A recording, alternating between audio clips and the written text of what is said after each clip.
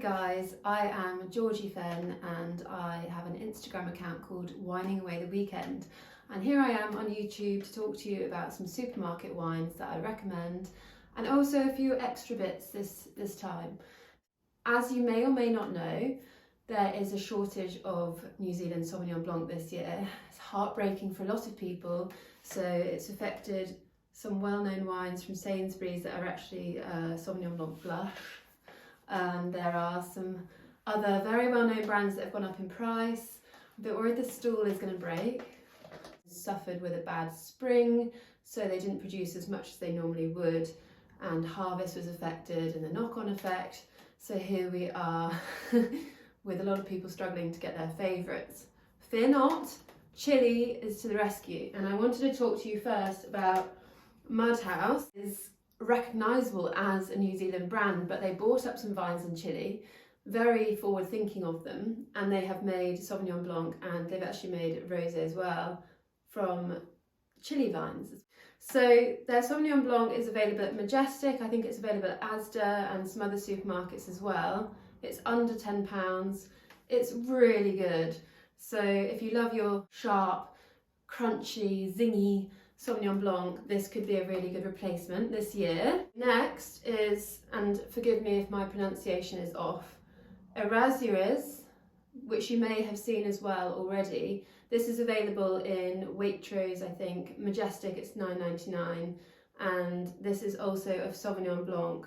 This one is also from Chile. So I'm basically telling you that if you're worried about not finding your classic New Zealand Sauvignon Blanc this year, delve into the Sauvignon Blancs of Chile and you will be refreshingly surprised, I think. Let me know how you get on, but these are my two really strong recommendations that I think you will enjoy, and they are close to what you would normally expect from New Zealand at this price range. The next wine I wanted to talk about, which I know is already some people's favourite, it's a very recognisable bottle shape for starters. Luckily it does fit in my lovely racking, Tanglewood racking. Les Dauphins, this is a wine from the Côte de Rhône.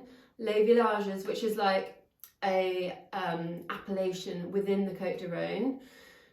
The grapes within this red wine are Syrah, Grenache, Cinsault, all big bouncy grapes that produce a really Moorish, tasty red wine. Perfect for Sunday roast, perfect for in front of the fire. You don't need food if you don't want to cook.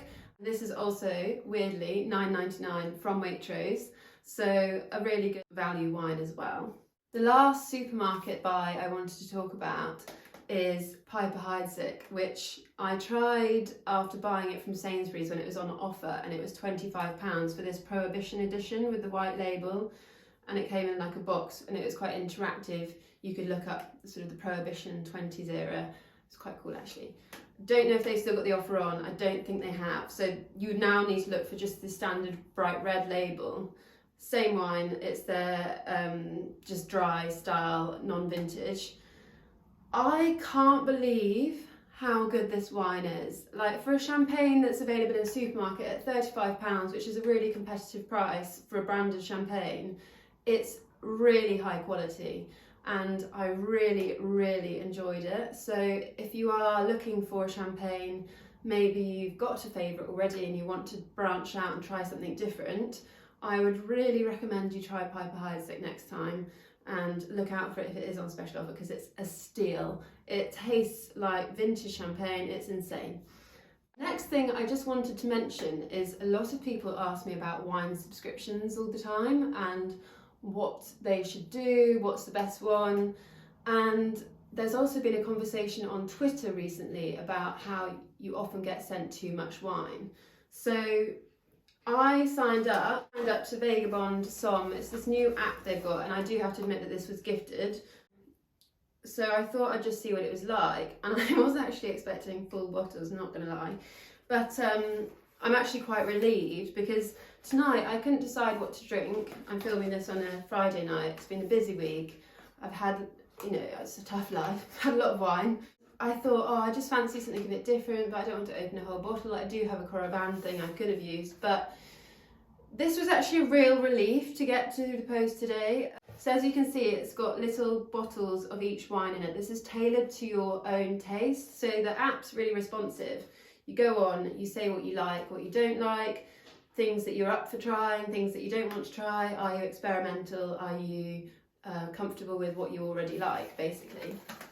So I said I basically drink everything, which I do. I think it's the best way to learn, to drink a bit of everything and try a bit of everything. If I was to give you any feedback, Vagabond, live on YouTube, it would be that I would prefer to have the tasting notes and more information in the box, because I deleted the app because it was I was having a clear out on my phone and I thought, oh, I've ordered it, I don't need it anymore, but clearly I do. The wine I am trying is 2019 vintage from Piedmont in Italy, which is really high up on my travel list actually.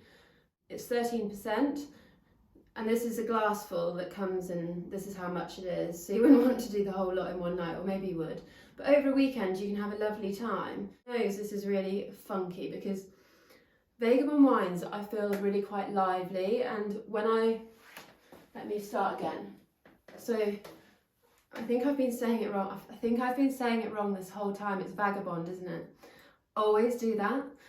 Sorry about that, but it's Vagabond, and they have these lovely restaurants in London where I had some of the best steak of my life, and you go in and you put a card in those Enotech machines. I'm probably saying that wrong as well. Should have revised. And you can try loads of different wines, some of which I would never be able to afford to order off a menu. Smells really quite, there's lots of what you'd call tertiary flavours, which under fruit you then like start going into things like forest floor. This smells really forest flory with like piney and a bit sort of earthy. It's a really good smell actually. Really like really Italian.